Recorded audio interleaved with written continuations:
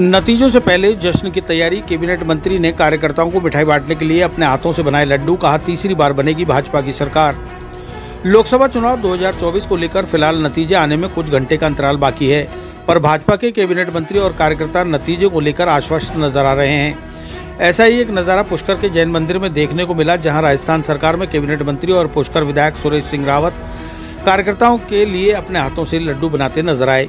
Cabinet मंत्री रावत ने कहा कि देश में एक बार फिर से भाजपा की सरकार बनने जा रही है और प्रधानमंत्री नरेंद्र मोदी तीसरी बार देश के प्रधानमंत्री का कार्यभार संभालेंगे। इसी के चलते पुष्कर विधानसभा क्षेत्र में कार्यकर्ताओं को जीत की मिठाई बांटने के लिए आज पुष्कर में लड्डू बनाने का कार्यक्रम रखा गया। सोमवार देर शाम पुष्कर के जैन मंदिर में कैबिनेट मंत्री और विधायक सुरेश सिंह रावत के नेतृत्व में भाजपा पदाधिकारी द्वारा भजन सरिता के बीच विधानसभा क्षेत्र में कार्यकर्ताओं को मिठाई बांटने के उद्देश्य से लड्डू बनाने का कार्यक्रम आयोजित किया गया। इस दौरान मंत्री रावत ने कहा कि भाजपा कार्यकर्ता और आम जनता आश्वस्त है कि लगातार तीसरी बार देश में भाजपा की सरकार बनने जा रही है और प्रधानमंत्री नरेंद्र मोदी तीसरी बार प्रधानमंत्री का कार्यभार संभालेंगे। कांग्रेस द्वारा लगभग 150 डीएम को फोन लगाने के आरोपों को सिरे से खारिज करते हुए विधायक रावत ने कहा कि कांग्रेस के पास नौटंकी के सिवा कुछ नहीं बचा। मतगणना का प्रोसेस पूरी तरह से पारदर्शी है। सभी दलों के प्रतिनिधि इस दौरान मौजूद रहते हैं। ऐसे में कांग्रेस सिर्फ भ्रम फैलाने का काम कर रही है। सत्य के साथ आम जनता रहती है, ऐसे में सत्य की जीत होगी। विधायक सुरेश रावत ने कहा कि पुष्कर का रूप निखार के सामने आना चाहिए, ऐसी उनकी मन की आशा है। मंत्री रावत ने कहा कि वे आम लोगों से अपील करते हैं कि इस कार्य के अंदर आप भी सहयोग दें।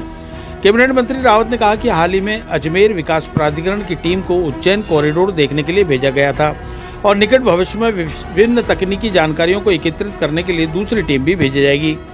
इस संबंध में जयपुर में आयोजित हुई बैठक के दौरान प्रदेश के मुख्यमंत्री भजनलाल शर्मा ने भी पुष्कर में भव्य कॉरिडोर बनाने को लेकर अपनी सहमति दर्ज करा दी है। पुष्कर सरोवर के वाटर लेवल को रिचार्ज रखना, ईआरसीपी का पानी जो बीसलपुर तक आ रहा है उसे पुष्कर लाने के लिए डीपीआर में जोड़ दिया गया है। पुष्कर के ग्रामीण क्षेत्रों में पेयजल समस्याओं को दूर करने के लिए अतिरिक्त बजट आवंटन कर बड़ी पेयजल लाइन डलवाकर समस्या का निस्तारण किया जाएगा। कार्यक्रम के दौरान पुष्कर पालिका अध्यक्ष कमल पाठक, मंडल अध्यक्ष पुष्कर नारायण भाटी, मंडल महामंत्री अरुण वैष्णव, पार्षद रोहन बाकोलिया, महेंद्र सिंह गंगारोत, मुकेश कुमावत, विष्णु सेन, धर्म नागोरा सहित कई कार्यकर्ता मौजूद रहे।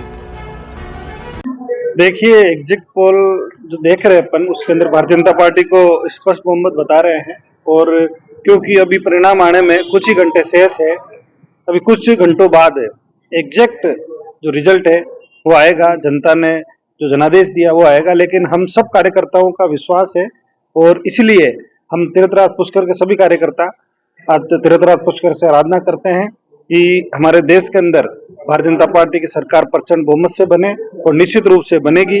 नरेंद्र भाई मोदी हमारे पुनः देश के यशस्वी प्रधानमंत्री बनेंगे। उसकी तैयारी के लिए, एडवांस तैयारी के लिए हमने तैयारियां शुरू कर दी है।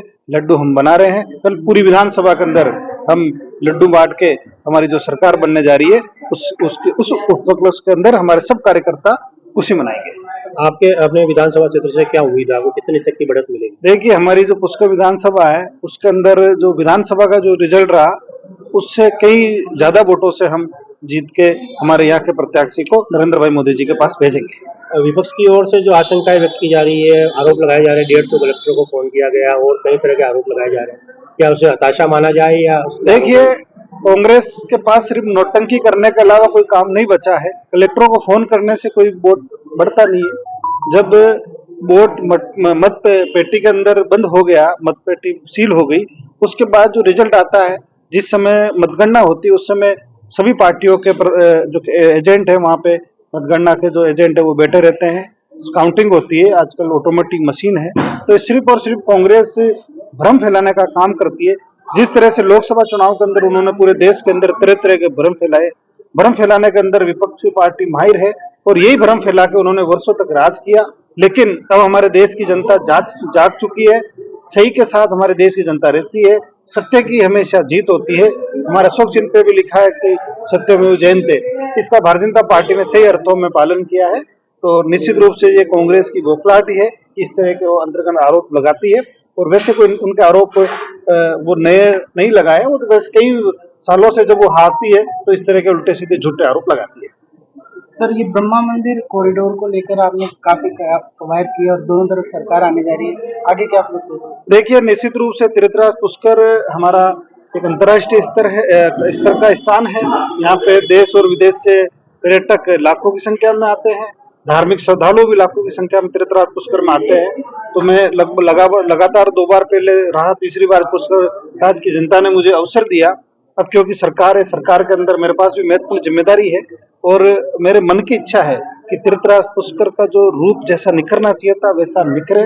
मैं तीर्थराज पुष्कर के आम लोगों से भी अपील करता हूँ कि इस कार्य के अंदर हमारा सहयोग करें, अपन सब लोग मिलकर तीर्थराज पुष्कर को भव्यता प्रदान करें।